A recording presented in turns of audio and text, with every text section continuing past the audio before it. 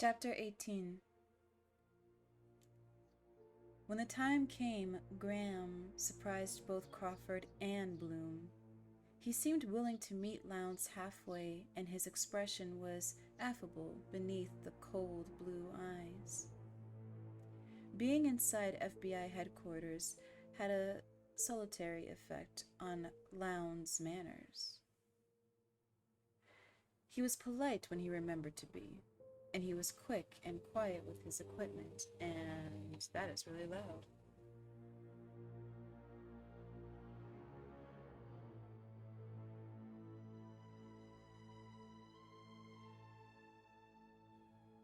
Okay.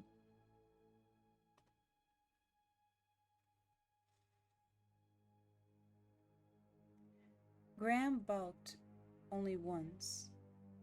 He flatly refused to let Lowndes see Mrs. Leeds' diary or any of the family's private correspondence.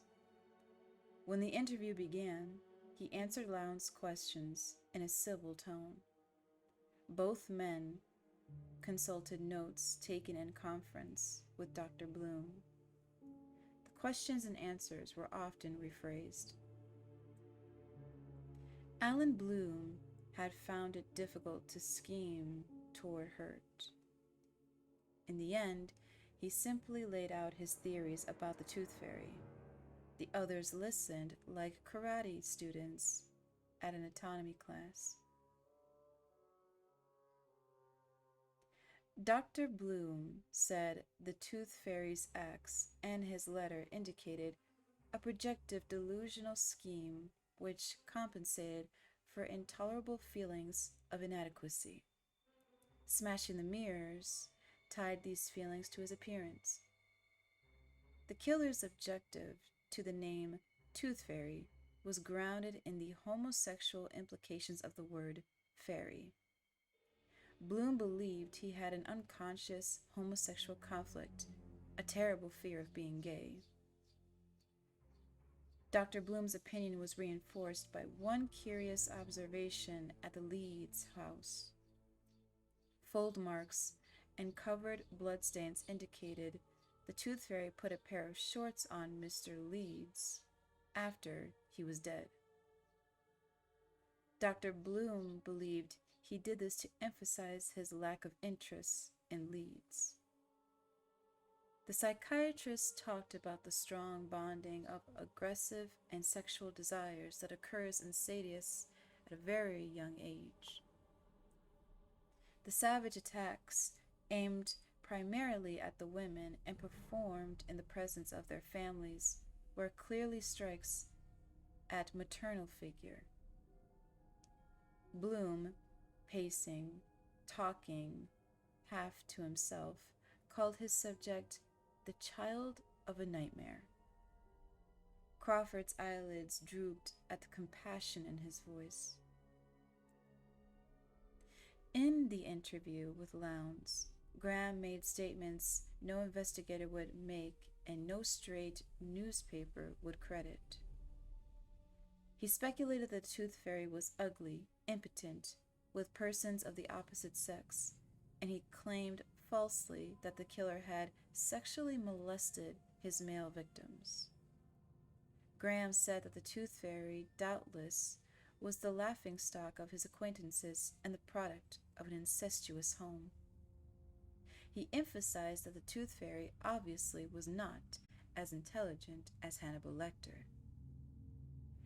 He promised to provide the toddler with more observation. Many law enforcement people disagreed with him, he said, but as long as he was heading the investigation, the toddler could count on getting the straight stuff from him. The key shot was taken in Graham's Washington hideaway, an apartment he had borrowed to use until he squashed the fairy. It was the only place where he could, quote-unquote, find solitude in the, quote-unquote, carnival atmosphere of the investigation. The photograph showed Graham in a bathrobe at a dusk, studying late into the night. He was poring over a grotesque quote-unquote, artist's conception of the fairy. Behind him, a slice of the floodlight, Capitol dome, could be seen through the window. Most importantly, in the lower left corner of the window, blurred but readable, was the sign of a popular motel across the street. The Tooth Fairy could find the apartment if he wanted to. At the FBI headquarters, Graham was photographed in front of a mass spectrometer. It had nothing to do with the case, but Lowndes thought it looked impressive. Graham even consented to have his picture taken with Lowndes interviewing him. They did it in front of the vast gun racks and firearms and tool marks. Lowndes held a 9mm automatic of the same type as the Tooth Fairy's weapon. Graham pointed to the homemade silencer, fashioned from a length of television antenna mast. Dr. Bloom was surprised to see Graham put a camaraderie hand on Lowndes' shoulder just before Crawford clicked the shutter. The interview and pictures were set to appear in the Tatler, published the next day, Monday, August 11. As soon as he had the material, Lowndes left for Chicago. He said he wanted to supervise the layout himself. He made arrangements to meet Crawford on Tuesday afternoon, 5 blocks from the trap. Starting Tuesday, when the Tatler became generally available, 2 traps would be baited for the monster. Graham would go each evening to his quote-unquote temporary residence, shown in the Tatler picture. A coded personal notice in the same issue invited the Tooth Fairy to a mail drop in Annapolis, watched around the clock. If he were suspicious of the mail drop, he might think the effort to catch him was concentrated there. Then Graham would be a more appealing target, the FBI reasoned. Florida authorities provided a still watch at Sugarloaf Key. There was an air of dissatisfaction among the hunters. 2 major stakeouts took manpower that could be used elsewhere, and Graham's presence at the trap each night would limit his movement to the Washington area. Though Crawford's judgment told him this was the best move, the whole procedure was too passive for his taste. He felt they were playing games with themselves. In the dark of the moon, with less than 2 weeks to go before it rose fully again. Sunday and Monday passed in curiously jerky time. The minutes dragged and the hours flew.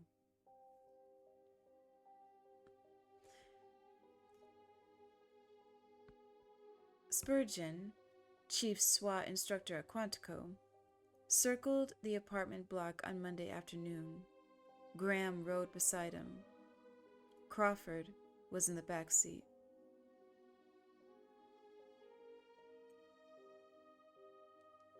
The pedestrian traffic falls off around 7:15. Everybody's settled in for the dinner, Spurgeon said. With his wiry, compact body and his baseball cap tipped back on his head, he looked like an infielder. Give us a toot on the clear band tomorrow, not when you cross the B&O railroad tracks. You ought to try to make it about 8:30, 8:40 or so. He pulled into the apartment parking lot. This setup ain't heaven, but it could be worse. You'll park here tomorrow night. We'll change the space you use every night after that, but it'll always be on this side. It's 75 yards to the apartment entrance. let's walk it. Spurgeon, short and bandy-legged, went ahead of Graham and Crawford. He's looking for places where he could get the bad hop, Graham thought. The walk is probably where it all happened, if it happens. The SWAT leader said. See? From here, the direct line from your car to the entrance, the natural route, is across the center of the lot. It's as far as you can get from the line of cars that are here all day. He'll have to come across open asphalt to get close. How well do you hear? Pretty well, Graham said. Damn well on this parking lot. Spurgeon looked for something in Graham's face, found nothing he could recognize. He stopped in the middle of the lot. We're reducing the wattage on these streetlights a little to make it tougher on a rifleman. Tougher on your people, too, Crawford said. 2 of ours have Stratton night scopes, Spurgeon said. I've got some clear spray I'll ask you to use on your suit jackets, Will. By the way, I don't care how hot it is, you will wear body armor each and every night, correct? Yes. What is it? It's Kevlar. What, Jack? Second chance? Second chance, Crawford said. It's probably likely he'll come up to you, probably from behind, or he may figure on meeting you and then turning around to shoot when he passed you, Spurgeon said. 7 times he's gone for the headshot, right? He's seen that work. He'll do it with you, too, if you give him the time. Don't give him the time. After I show you a couple of things in the lobby and the flop, let's go to the range. Can you do that?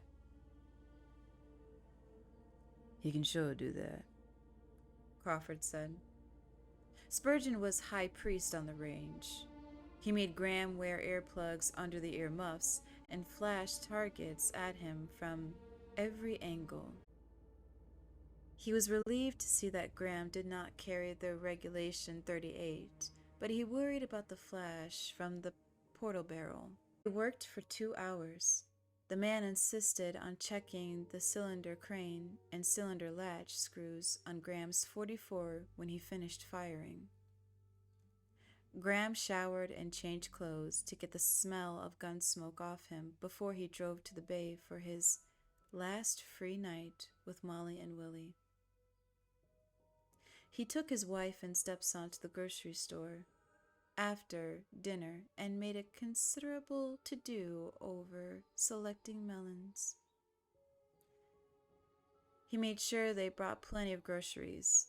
The old Tattler was still on the racks beside the checkout stands, and he hoped Molly would not see the new issue coming in the morning. He didn't want to tell her what was happening. When she asked him what he wanted for dinner in the coming week, he had to say he'd be away, that he was going back to Birmingham. It was the first real lie he had ever told her, and telling it made him feel as greasy as old currency. He watched her in the aisles, Molly, his pretty baseball wife, with her ceaseless vigilance from lumps, her insistence on quarterly medical checkups for him, and Willie, her controlled fear of the dark. Her hard-bought knowledge that time is luck. She knew the value of their days. She could hold a moment by its stem. She had taught him to relish. Pachelbel's cannon filled the sun-drowned room where they leaned each other, and there was the exhilaration too big to hold, and even then the fear flickered across him like an osprey shadow. This is too good to live for long. Molly switched her bag often from shoulder to shoulder in the grocery aisles, as though the gun in it weighed much more than its 19 ounces. Graham would have been offended had he heard the ugly thing he mumbled to the melons.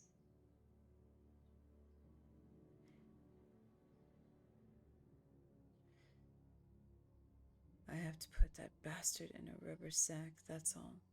I have to do that. Variously weighted with lies, guns, and groceries, the three of them were a small and solemn troop. Molly smelled a rat. She and Graham did not speak after the lights were out. Molly dreamed of heavy, crazy footsteps coming in a house of changing rooms.